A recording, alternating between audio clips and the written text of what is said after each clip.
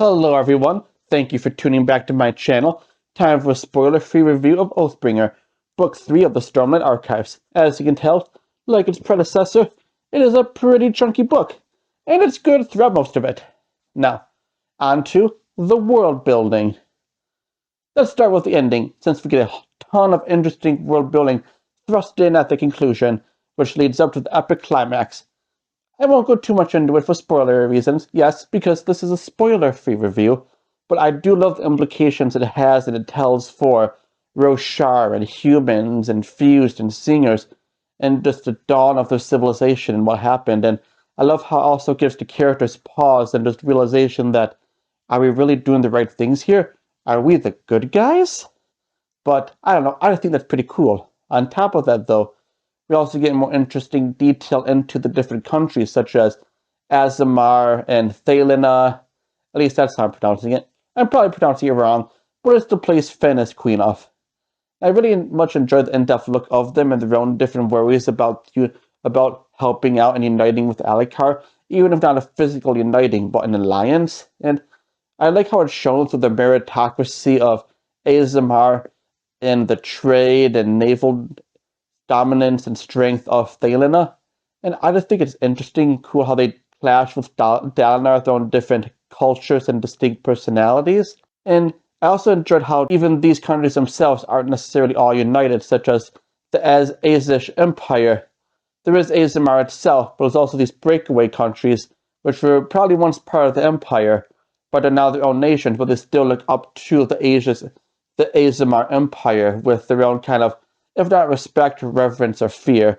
I just enjoy the dynamics and greater depth and exploration of this world, especially one that was wrecked by the Everstorm and continued Everstorms that came with the ending of Words of Radiance. And I love how we also get to dive into the Fused and the Awakened Parshmen after the Parshendi were essentially forced by the war to look for drastic actions to save themselves. And while some of them did split off of the main group of listeners, which for those who don't remember, listeners are also Parshendi, but who are also singers, just listeners are a group of them. It makes sense, I hope. Anyway. And yeah, that shows the divide between their own people and also the desperation and perhaps even ambition that some of them, such as Venli, had. Really enjoyed the looks into them and how we get to see the ramifications of that with how the different Parshmen from different cultures and different societies react once they're awakened and have their own sense of autonomy returned to them. And I think the fallout from the Everstorm was great, especially with Sadeas' assassination by Adolin at the end of Words of Radiance. I mean, come on. We're all happy that man's dead. He didn't need to be alive anymore. He was just a burden to Dalinar and Alethkar and everyone's cause, so yeah. Good job, Adolin. Even with that, though, that still has ramifications for not only Adolin, but Dalinar, the conclusion and climax. And it's not just something ignored that some authors would do, think, oh, this threat is gone, we don't have to deal with it anymore. It has realistic implications for the politics of the world, because of course those loyal to Sadeas would be angry that their High Prince was murdered. I mean, of course, nobody but Adolin knows it was Adolin who killed Sadeas, but Sadeas suspects, well, Sadeas' wife and the Prince Demos of Sadeas suspects Dalinar, or at least House Kholin, was involved with his murder. I also enjoyed the exploration of Urithiru and just the detailed descriptions Brandon goes on in the history of it, with being essentially the capital, the home base of the old Knights Radiance. And speaking of Knights Radiance, Kaladin, and no, this is not going in the character section. Kaladin, at least the beginning of his arc, does get to see the devastation of the rural communities or rural areas of Alethkar through his eyes when he returns home to see his parents and family. And I enjoy that feel, because not only do we get to see what happens to these communities and get to reconnect with Kaladin's past, but we also know the actions of the Parshmen themselves and see that even though they're awakened, they're not evil creatures. They don't become the Voidbringers. It's more complex and pretty horrific still if you think about it, but I won't get into that. And when Kaladin does meet the Parshmen, he realizes they're just people who don't want to be enslaved, and come on, can you blame them for that? Which leads them into Odium's waiting hand. We all know Odium doesn't actually care about them. he just finds more soldiers to fight and do bad stuff. But even speaking of soldiers, I enjoyed the dynamic we get between Kaladin and Syl with their exploration of the philosophical question of being honorable and can people be honorable and protect others through killing. I do wish and that would have gotten a little bit more, because as far as I can remember, maybe it will be discussed in future books, it kind of ignores or glosses over the implication that, yeah, people on both sides of a conflict can still both be doing good and can still both be doing honorable things. I mean, just because one person is fighting the opposite side doesn't mean that they're evil. They're just protecting their friends, their family, their community, just trying to survive. And I wish it would have gone a little bit more into detail about that, because from what I can remember, it doesn't. Although, if you know, please tell me in the comments. I'd love to find out. But we'll get back to Kaladin and Syl in the character sections. For more of the world building, I especially enjoyed.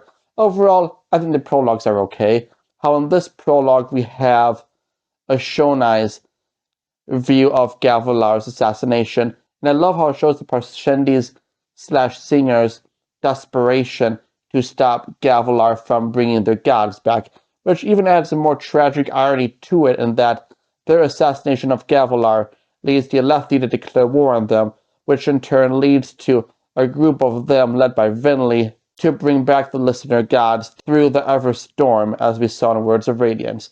That is another kind of tragic irony to it. With the world building out there, let's get on to the characters.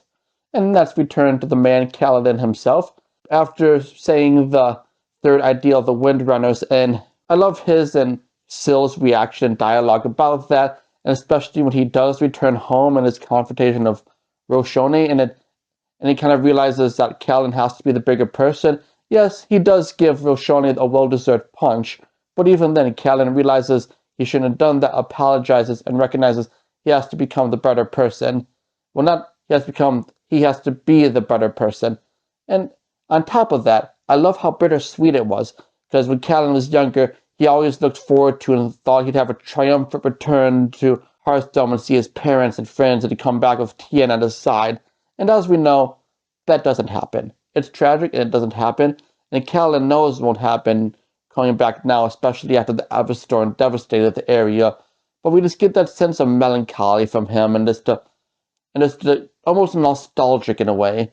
Yeah, I just think Sanderson does a great job of showing that, making it bittersweet and nostalgic. Although I will say, there were aspects I wish were expanded upon a little bit, not necessarily just his interactions with the Parshmen and becoming friends with them and whatnot was done well. I just think in the interludes, we should have had some Parshman characters, because for the most part, other than Ishonai, Taravangian, and a couple others, the interludes kind of just mad to me. I really think the Parshmen should have been fleshed out by having Parshman characters in these interludes instead of some of the other ones. Yeah, sure, we get a little bit of them through Kaladin's interaction, which is great and leads up to the reveal and his internal struggle and strife at the end of the book when he realizes that people he likes and is friends with are on both sides of the conflict and are clashing. That could have been built up even more if we would have had interludes focused on these characters instead.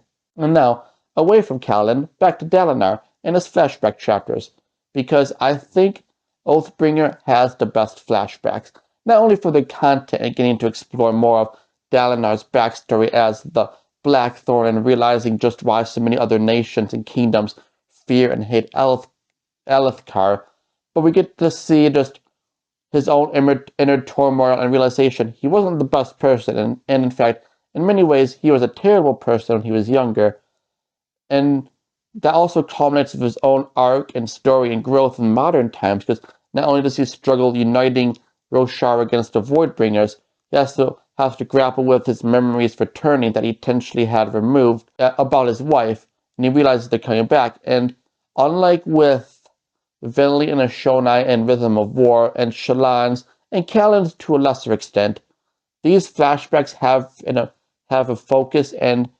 implications and reaction with the plot, because as we learn more about this, Dalinar also learns more about it, and it affects the plot directly, especially in the conclusion and climax with Dalinar's showdown with Odium. And those are things we didn't get to see much with Shallan, and Kaladin a little bit, but not nearly to the extent as Dalinar's. And now on to Shallan. I enjoyed her hunting of the Ghost Bloods, and her involvement in the organization, and just how she's able to successfully merge herself with them and spy on them, with them thinking she is a legitimate member.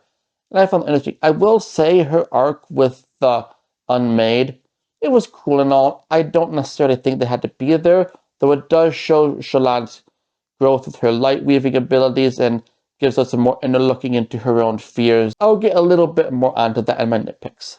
And I also enjoyed the chapters that Brandon has of the more side characters, such as Tuft and Scar and Relaine, and just their own struggles and what they have to deal with, and especially Relaine's insecurities about seemingly being the lone singer who is aligned with the humans, and just what he has to go through with many humans in Earth through kind of looking down on him, and even his own friends, Bridge 4, is kind of doing backhanded compliments and patting him on the back. It's like, oh, essentially kind of saying, we're so glad you're with us, because we know you're not one of these other Parshendi. You're one of the good ones, and how that hurts and affects him. I honestly wish we would have gotten more of that, because I think it would have been fun to read, and I've loved just seeing these not less important, but these more minor characters, and learning more about them and their own lives, and having their own little mini arcs.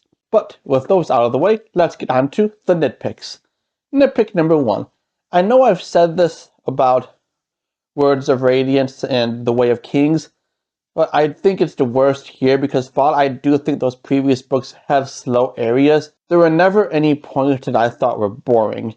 And that can't be said about Oathbringer, specifically the Colon arc and the Shadesimar arc. I get the reason why they had to go there. It made sense, it was a fun idea, and I loved the journey there and much of the part in Colon. Actually, I enjoyed especially the ending when they get into the castle and some of the stuff around that, and the funny scene when we realize that the person Adolin trusts the most there is his tailor.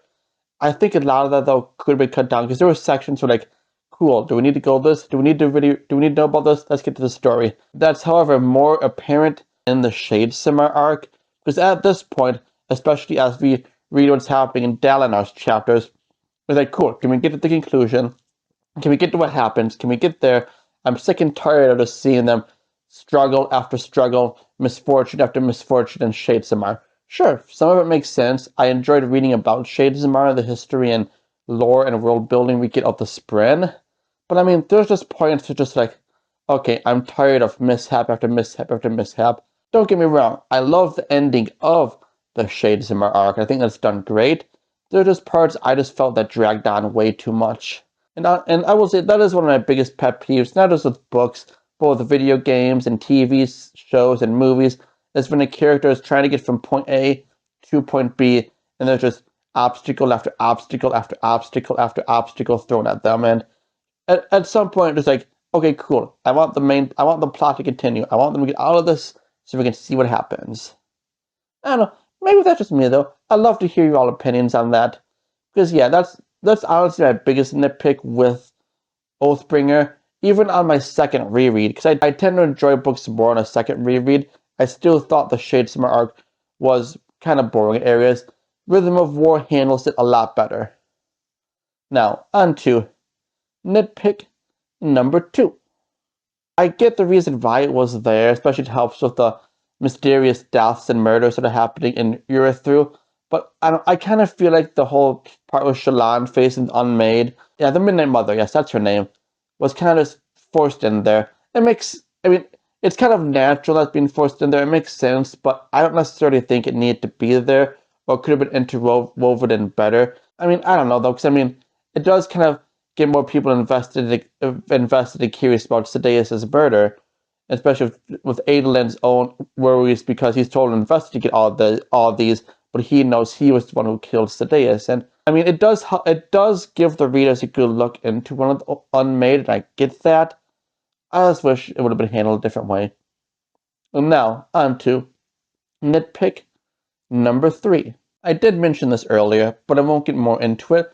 I think we should have had more looks and views of Parchment characters. Because while I enjoyed a lot of the interludes, well, some of them, other ones I thought were kind of if not boring, just didn't need to be there. I think it would have been more effective to have seen the world through the eyes of a now awakened Parchment, and just why some of them might join the fuse, why some might not understand reactions, for them having their minds back and just their confusion and what would have been thrown at. As successful as I think the ending was, especially the end of the colon arc with Callan's struggles, it would have been even more successful if we would have had Parchment point of views. On to nitpick number 4. I unfortunately can't get too much into this nitpick because it is a major spoiler. I will, but there is a point where Callan has to say some words, which, yeah, are Knights Radiant's words, and he can't say them. I think we should have had the reveal of those words in Oathbringer instead of Rhythm of War.